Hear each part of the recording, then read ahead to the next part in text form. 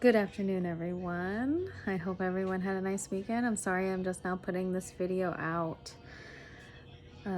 It's been a busy Easter weekend, so um, let's jump into this video, shall we? So this video will be going into more specific situations at the beginning of my abusive relationship. So let's get started. So during the first couple of months, things were really great. We didn't have any issues. There was minimal fighting or arguments. And then month 3 happened. And then everything kind of hit the fan. I would later find out that this was his cycle. Everything would come in threes. So every 3 months, every 3 weeks, sometimes every 3 days. Shit would be really, really great. And then horrible. He would start calling me names, claiming that I was cheating on him. The whole nine. At this point, we were kind of living together. We were staying at his mom's house. But there was one night in particular, we decided to have a karaoke night with him, his friend, and his friend's girlfriend. And it was gonna be fun, like double date night. No big deal, right? Well, later in the night, me and his friend ended up doing a duet together, just for fun. Not a big deal, or at least I didn't think it was at the time. And lo and behold, jealousy ensues, right? And then he started accusing me of liking his friend more than him. And he was like, "You've probably been fucking this entire time. Mind you, I've never met this friend before."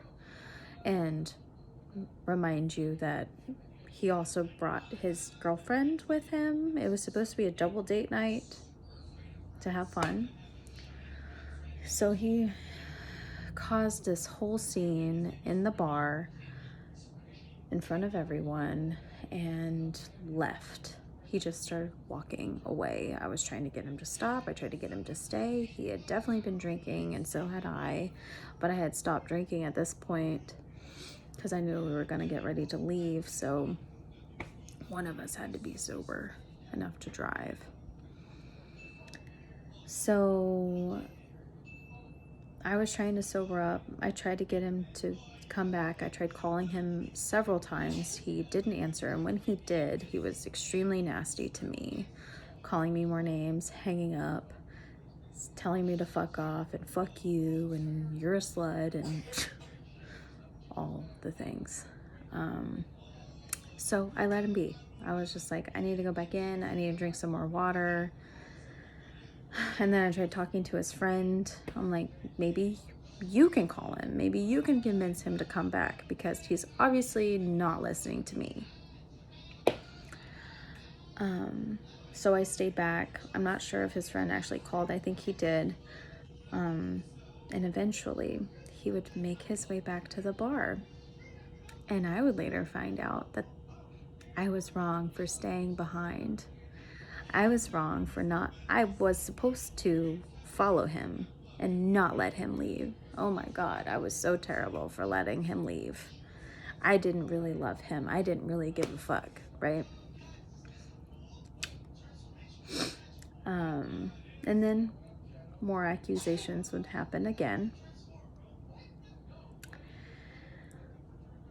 Eventually he calmed down and we left. He claimed that he was sober enough to drive. The fight continued in the car when I thought it was over, and at his mom's house. My car was there, and because we continued to fight, the fighting did not stop.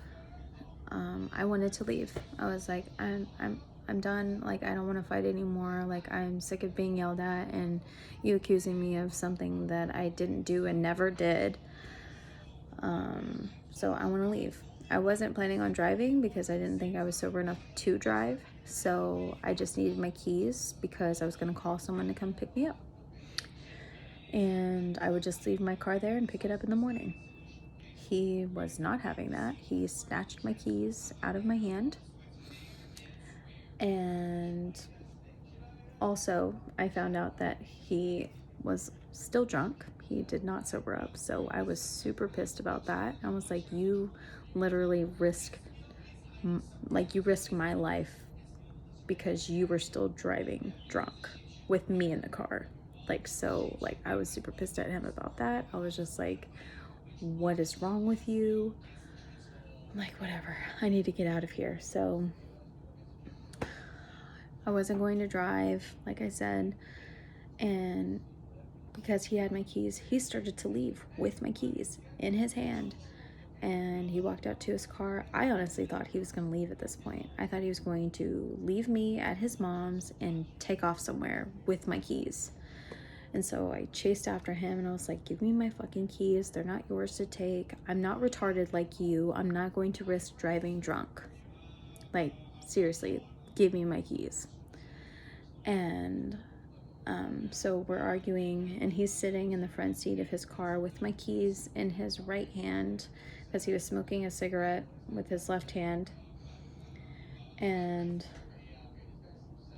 because it literally seemed like he was about to leave. So I leaped across him to grab my keys out of his right hand. During the struggle, he literally bites like the back part of my arm from like elbow, well, like the back part of my arm anyway. I ended up having a bruise from my elbow to like basically my armpit a few days later. So I punched him. As soon as he let go, I immediately just punched him several times in the face and on the side of his head. And he looked at me like I was shocked. Or like he was shocked. Not like I was shocked, but I was shocked that I did it. And he was pissed. I could tell he was pissed. I wasn't sure what he was going to do. And I was just like, you fucking bit me. That was self-defense. Like, don't fucking bite people and not expect them to hit you. So he went back inside, locked the door, left me outside cold and crying. I did get my keys, but I did not leave. I decided to sleep in the car. I was embarrassed. I didn't know what to do. I didn't know what to tell anybody. I was ashamed. I was still trying to wrap my brain around what had actually happened.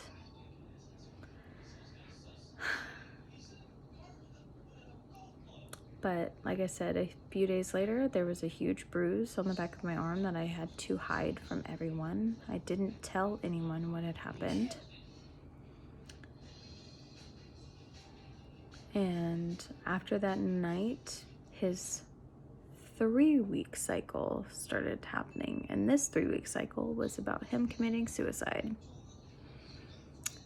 Yep. He would commit suicide if I was contemplating leaving him or any time that we would fight. Like have a big fight, like every 3 weeks. And he would make a big show of it. Like he would get out his rifle that he had and he would just lay out a few rounds next to it to show me like he was going to do it.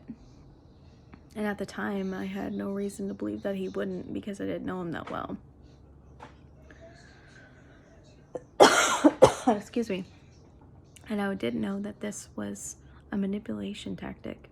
He would also use knives and he would press them so hard against his wrist and draw blood. Not deep enough to actually do anything, but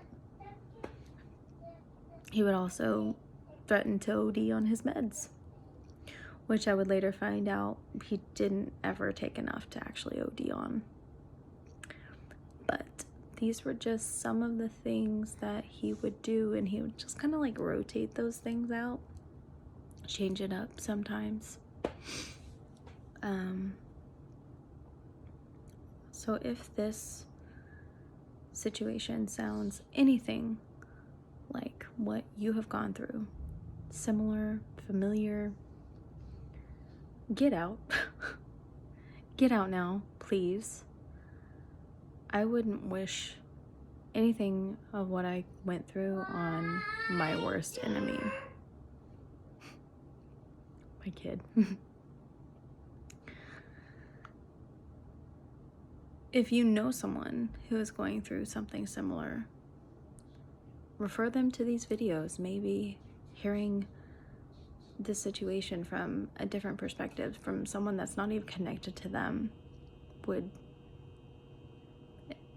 somehow maybe motivate them to leave, because they have to make that choice. You can't make that choice for them. Unfortunately, for some of us, we like to learn the hard way. Even if we've been warned, we like to try. It's a blessing and a curse, really, to see the good in people and give benefit of the doubt. But some people aren't so lucky, and they end up dead before they can ever get out. So please continue watching. My next video will be a dissection of this video and exactly like what he was doing throughout the whole thing. I'm sure you guys can kind of guess, but we're gonna dissect it. So I hope you guys have been enjoying these videos. At least, I mean, not enjoying, but you know, learning something, hopefully. Motivating you to do something about making a change in your life. Well, I hope you guys have a wonderful rest of your day, and thanks for watching. Bye.